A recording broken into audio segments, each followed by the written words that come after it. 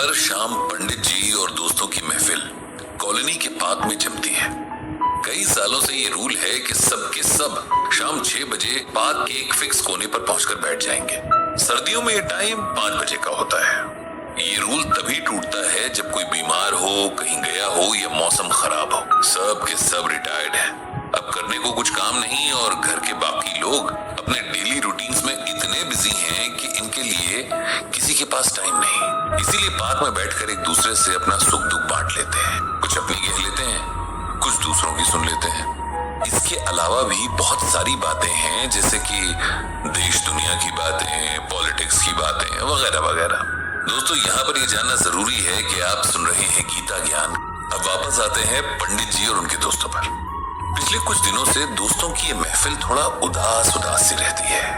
इस मंडली का एक मेंबर इसे छोड़कर जा रहा है। मंडली को ही क्या, वो तो इस कॉलोनी को ही छोड़कर जा रहा है। जाना नहीं चाहता है फिर भी जा रहा है। ऐसे में मन तो उदास हो गए। जिस मेंबर की बात हो रही है उसका नाम है सत्यनारायण दुबे, और जहां वो जा रहे हैं उस जगह का नाम है ओल्ड एज होम। सत्यनारायण जी की पत्नी की डेथ को 20 साल होने को आए हैं। इनका इकलौता बेटा भी कई साल पहले अब्रॉड सेटल हो गया है। सत्यनारायण जी अब एकदम अकेले पड़ गए हैं। कभी कभी उनका एक भतीजा आ जाता है जब उन्हें डॉक्टर या बैंक तक जाने की जरूरत पड़ती है। भतीजा इसी शहर में रहता है। पिछले कुछ वक्त से सत्यनारायण जी की हेल्थ ठीक नहीं रहती। कभी ब्लड प्रेशर ठीक नहीं रहता तो कभी शुगर लो हो जाता है। भतीजा भी जॉब करता है, इसीलिए रोज रोज तो नहीं आ सकता। इसीलिए उनके बेटे ने इस प्रॉब्लम का ये सलूशन निकाला है कि उन्हें ओल्ड एज होम भेज दिया जाए, ताकि वहां उनकी सही से देखभाल होती रहे। पंडित जी को भी इस बात का अच्छा नहीं लग रहा है, लेकिन इसमें कोई कर भी क्या सकता है। बच्चों और बुजुर्गों को एक जैसी केयर की जरूरत होती है। पंडित जी के सभी दोस्त उदास हैं। जब सत्यनारायण जी साथ होते हैं तब सब नॉर्मल बातें करने की कोशिश करते हैं, लेकिन जिस दिन वो नहीं आते तब उनका ही टॉपिक लेकर बैठे होते हैं। कोई उनकी किस्मत को दोष दे रहा होता है तो कोई उनके बेटे की अपब्रिंगिंग को। कोई जमाने को ही दोषी ठहरा देता है कि इस जमाने के बच्चों में तो शर्म लाज भी नहीं बची है। एक हमारा जमाना था जब माँ बाप के लिए सारी दुनिया की दौलत छोड़ दिया करते थे, वगैरह वगैरह। सत्यनारायण जी तो खुद इस बात की मिसाल थे। पंडित जी को अक्सर सत्यनारायण जी की जवानी के दिन याद आ जाते थे। पूरे शहर में उनके चर्चे थे। लोग उन्हें कलयुग का श्रवण कुमार तक कहते थे, क्योंकि उन्होंने अपने पेरेंट्स की सेवा करने में कोई कसर नहीं छोड़ी थी। सत्यनारायण जी के पेरेंट्स बहुत लंबी एज तक जिंदा रहे। 4 बहनों के इकलौते भाई थे सत्यनारायण जी।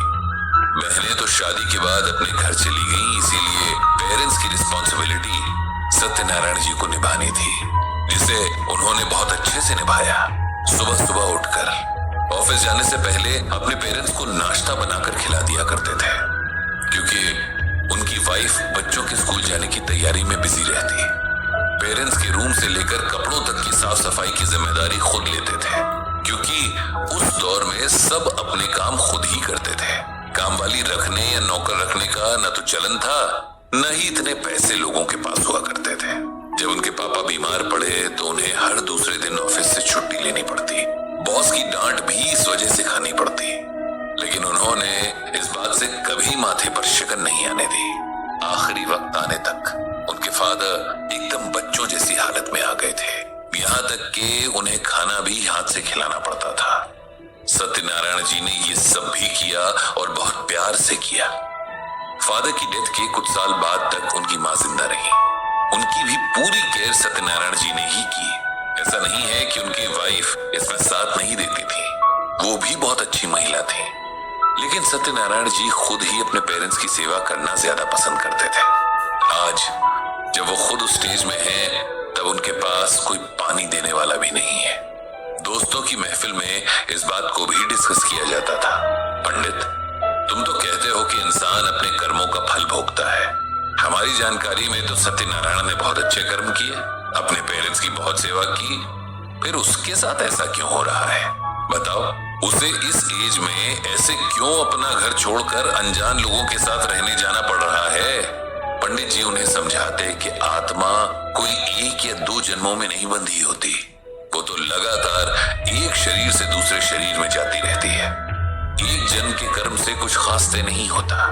इस जन्म में हम बहुत अच्छा करें, लेकिन अगर आत्मा पिछले जन्म के बुरे कर्मों का बोझ लेकर चल रही है तो उसका फल तो भुगतना ही पड़ेगा।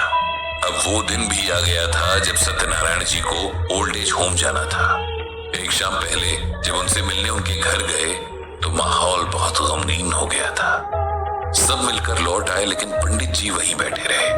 जब एकांत हुआ तब सत्यनारायण जी पंडित जी के सामने खुलकर रो पड़े। उन्हें अपने बेटे से कोई शिकायत नहीं थी, लेकिन अपने भाग्य से बहुत शिकायतें थी। वे इसी घर में रहना चाहते थे क्योंकि यहाँ से उनकी यादें जुड़ी थी। उनका जन्म यहाँ हुआ था, उनकी पत्नी इस घर में ब्याह कर आई थी और यहीं से विदा हुई थी। वो जिंदगी के आखिरी पड़ाव पर अब इस घर से दूर नहीं रहना चाहते थे। बस यही दुख उन्हें खाए जा रहा था। ये ओल्ड एज होम वाला फैसला भी बहुत सारे ऑप्शंस ट्राई करने के बाद ही आया था। पहले किसी रिलेटिव के बेटे को साथ रखा गया, लेकिन एक बूढ़े आदमी की रिस्पॉन्सिबिलिटी कौन लेना चाहेगा, इसीलिए वो भी चला गया। फिर एक सर्वेंट का इंतजाम किया, लेकिन वो भी कुछ टाइम के बाद छोटा मोटा सामान चुरा कर भाग गया। उनकी हेल्थ हर दिन गिरती ही जा रही थी, इसीलिए उनके बेटे ने अब ये इंतजाम कर दिया था।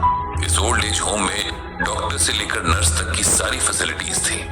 खाने से लेकर सोना जागना तक सब कुछ सीसीटीवी कैमरे के सामने होता था। पंडित जी अपने दोस्त के मन को अच्छे से समझ रहे थे और ये भी समझ रहे थे कि उन्हें समझाना बहुत जरूरी है। इसीलिए उन्होंने सत्यनारायण जी को शांत किया और फिर उन्हें गीता का ये श्लोक सुनाया। दैवी ह्येषा गुणमयी मम माया दुरत्यया मामेव ये प्रपद्यन्ते माया में ताम तरन्ति ते। इसका अर्थ ये है कि ये दैवी त्रिगुणमयी माया बड़ी कठिन है, परंतु जो मेरी शरण में आते हैं वे इस माया को पार कर जाते हैं। अब मैं तुम्हें सिंपल वर्ड्स में इसका मतलब समझाता हूँ। इस श्लोक में भगवान श्री कृष्ण अर्जुन को अपनी माया के बारे में समझा रहे हैं। वही माया जो हमारे मन में चीजों, लोगों और जगहों के लिए मोह पैदा करती है। भगवान श्री कृष्ण इस श्लोक में ये एक्सेप्ट करते हैं कि अहंकार से भरे हुए और सेल्फ सेंटर्ड लोगों के लिए मेरी माया से पैदा हुए मोह को पार कर पाना इम्पॉसिबल है। अहंकार का मतलब ये है कि फलानी चीज मेरी है, वो मेरा बेटा है, भाई है, ये मेरा घर है, ऐसी सोच। माया भी मैं ही लोगों के मन में भरता हूँ, क्योंकि तभी तो ये दुनिया चलेगी। लेकिन अगर इंसान इस माया को समझते हुए अपनी जिंदगी चलाए तो सारे दुखों से बच सकता है। इस माया को समझने के बाद जो मेरी शरण में आ जाते हैं, मतलब मेरा ध्यान करते हैं, मेरे बताए अनुसार चलते हैं, वो इस मोह के जंजाल से पार निकल जाते हैं। इसीलिए मेरे प्यारे दोस्त, तुम भी चीजों के मोह से बाहर निकलो। ये घर, यहाँ से जुड़ी यादें उसी माया का रूप है। ये तुम्हारे मन को जकड़े हुए हैं। जैसे ही तुम इससे खुद को फ्री कर दोगे, तुम्हें सब कुछ इजी और अच्छा लगने लगेगा। अब तक हमने जैसा भी जीवन जिया वो जी लिया, लेकिन अब भगवान की शरण में ध्यान लगाने का वक्त है। इस बात को समझ लोगे तो आगे का सफर आसान हो जाएगा। इतना कहकर पंडित जी अपने दोस्त से गले मिले और मिलते रहने का प्रॉमिस करके अपने घर के लिए निकल गए। चलते हुए उन्होंने भगवान श्री कृष्ण से सत्यनारायण जी को शक्ति और पेशेंस देने की प्रार्थना की। और इसी के साथ गीता ज्ञान का ये एपिसोड यहीं खत्म होता है, जिसे आप सुन